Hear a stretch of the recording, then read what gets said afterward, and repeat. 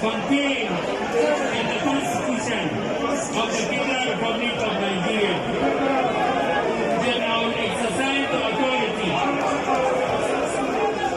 vested in me as chairman so as not to impede or prejudice the authority lawfully vested in the President of the Federal Republic of Nigeria, so as not to endanger the continuance of the Federal Republic of Nigeria, that I will not allow my personal interest to influence my official conduct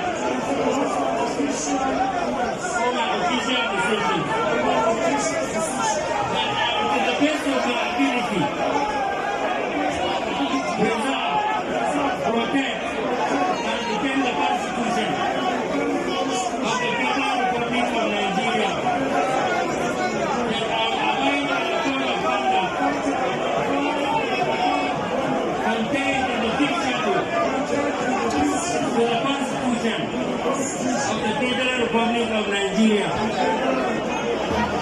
that in all circumstances I will do right to all manner of people according to law, without fear or favor, affection or ill will, that I will not directly or indirectly communicate or reveal to any person, any matter which shall be brought under my consideration or shall